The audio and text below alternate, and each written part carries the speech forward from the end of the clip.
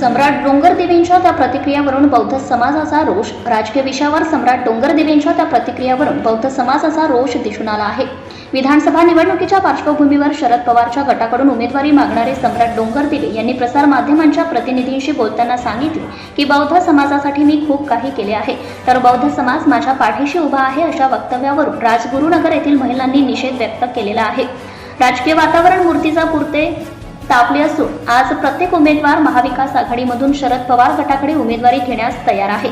परंतु अशा परिस्थितीत सम्राट डोंगरदेवी यांनी दिलेल्या प्रतिक्रियावरून वेगळे चित्र निर्माण झालेले आहे.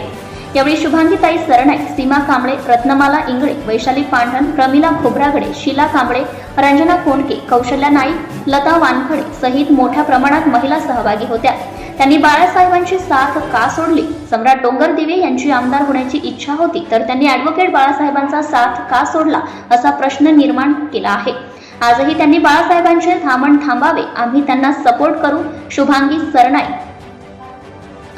निवडणुकीच्या तोंडावर समाजासोबत खेळ करू नका. विधानसभा निवडणूक जवळपास आली आहे. या निवडणुकीच्या पार्श्वभूमीवर समाजाला दिशाभूल करणारा मेसेज देऊन खेळ करू नका. संजय नाईक. बाबासाहेबांच्या रक्तांचे लोक इथे राहतात. जे आहे ते खरे सांगावे. अजूनही त्यांनी प्रेक्षण केलेले नाही. त्यांची मनोभावना आहे, परंतु आम्ही त्यांना सपोर्ट करणार नाही. बौद्ध समाज त्यांचे मागे नाही पाहिले. त्यांनी हा विचार करावा की आपण कोणाकडून उमेदवारी मागत आहे. सीमाताई तायडे.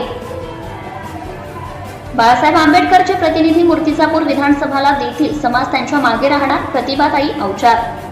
जे माझ्यावर प्रेम करतात, खऱ्या अर्थाने तो माझ्यासोबत राहतील. सम्राट डोंगरदेवी, मूर्तिजापूर. सत्यशोधक न्यूज चॅनलसाठी मुख्य संपादक Santosh Gavai, Akola. Subscribe now and press the bell icon. Never miss an update.